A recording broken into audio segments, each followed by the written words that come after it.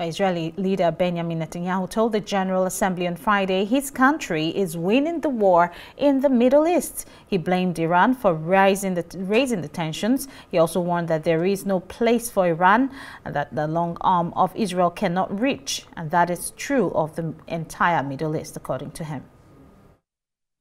When I spoke here last year, I said we faced the same timeless choice that Moses put before the people of Israel thousands of years ago. As we were about to enter the Promised Land, Moses told us that our actions will determine whether we bequeath to future generations a blessing or a curse. And that is the choice we face today. The curse of Iran's unremitting aggression or the blessing of a historic reconciliation between Arab and Jew. The curse of October 7th began when Hamas invaded Israel from Gaza, but it didn't end there. Israel was soon forced to defend itself on 6 more war fronts organized by Iran. On October 8th, Hezbollah attacked us from Lebanon. Since then, they fired over 8,000 rockets at our towns and cities, at our civilians, at our children. 2 weeks later, the Iran-backed Houthis in Yemen launched drones and missiles at Israel, the first of 250 such attacks, including one yesterday aimed at Tel Aviv. Iran's Shiite militias in Syria and Iraq have targeted Israel dozens of times over the past year as well. Fueled by Iran, Palestinian terrorists in Judea and Samaria perpetrated scores of attacks there and throughout Israel. And last April, for the first time ever, Iran directly attacked Israel from its own territory, firing 300 drones, cruise missiles, and ballistic missiles at us. I have a message for the tyrants of Tehran. If you strike us, we will strike you. There is no place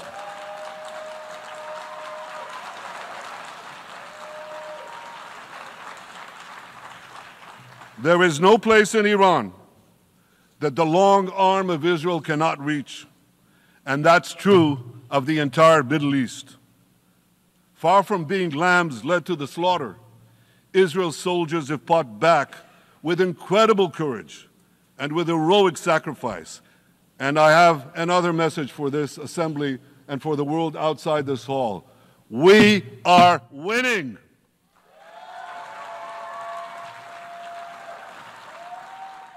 And let's now cross live to Tel Aviv and speak with the RISE special correspondent, Carol Bostic, who's been monitoring developments there. Hello, Carol.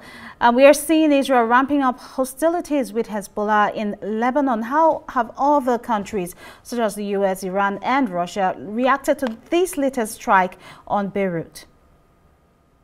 Well, actually, as we speak, and I'm monitoring the Israeli media, and they're showing nighttime pictures coming out of Beirut because you've got rescue workers going through the rubble of what could be one of the most climactic moments of this war.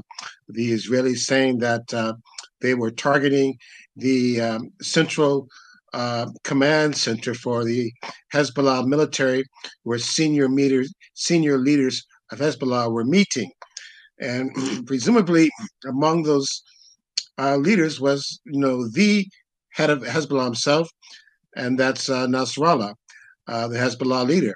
There are no reports on casualties yet, but if there's any message being sent, you showed the messages being, cited by Israel's Prime Minister Netanyahu, that when it comes to Iran, there's nowhere we can't reach you. Whether or not Nasrallah was killed, or as the Israelis are saying, assassinated, it's a message that he is now an assassination target. And we may know more in the coming hours of whether or not this assassination actually did play out.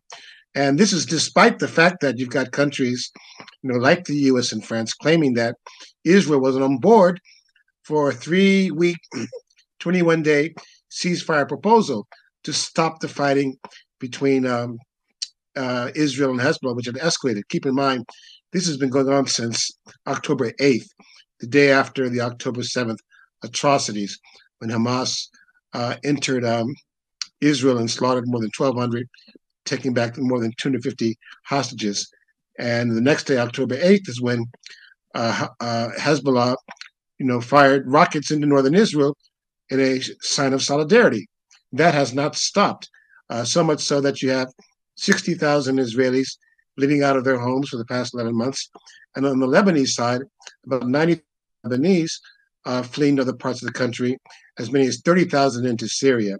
So despite the fact that the U.S. has tried to broker a peace deal, if anything, if it's confirmed that he's been injured or even killed, you can expect much, much worse scenario, that regional war that everyone is fearing.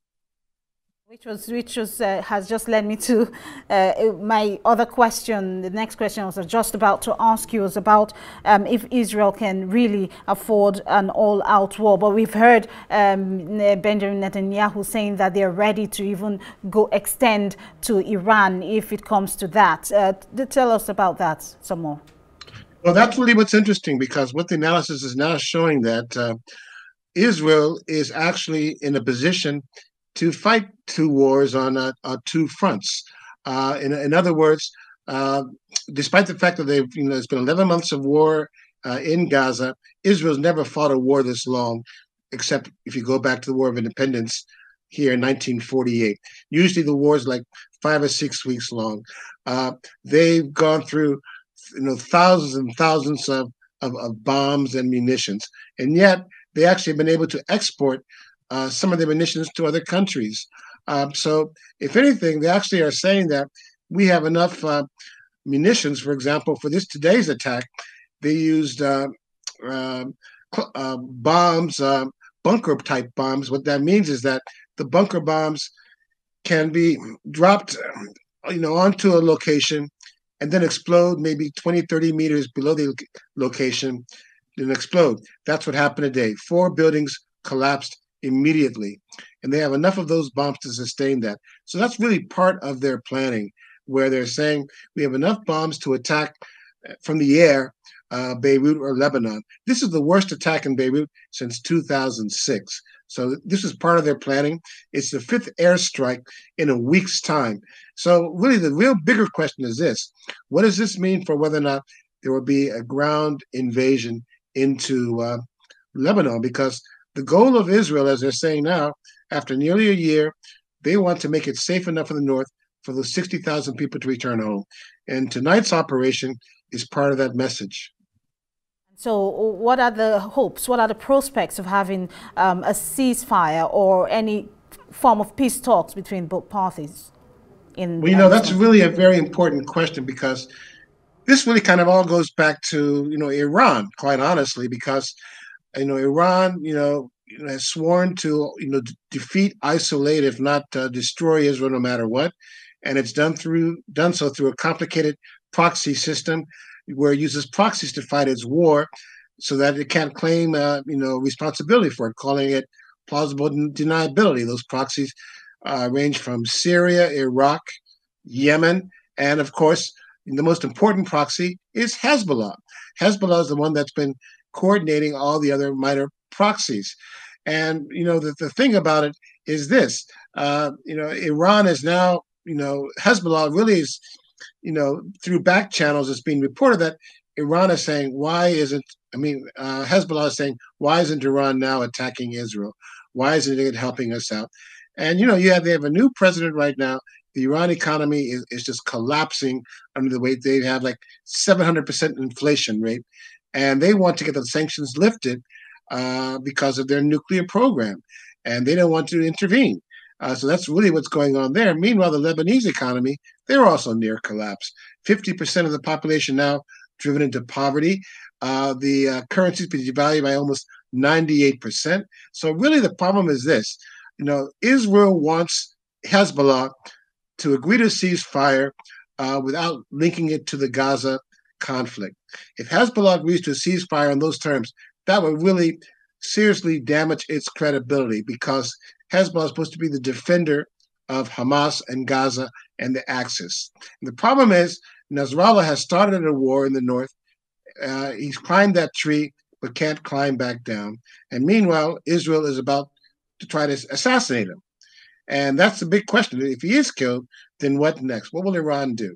And you saw what Prime Minister Netanyahu says. If you think about attacking us, we're ready. Last point I make is this. Last night, I'm here in Tel Aviv. Sirens went off for the first time in several months. People were rushing off the streets to shelters. And there was a missile, ballistic missile, being fired from Yemen, 1,700 kilometers away to Tel Aviv. And it was intercepted above Tel Aviv. Many thanks, Carl, there, and please stay safe, even as we, link up with you for more updates from that region. Thank you. All right, special correspondent Carl Bostic there, keeping us up to date with developments from Tel Aviv.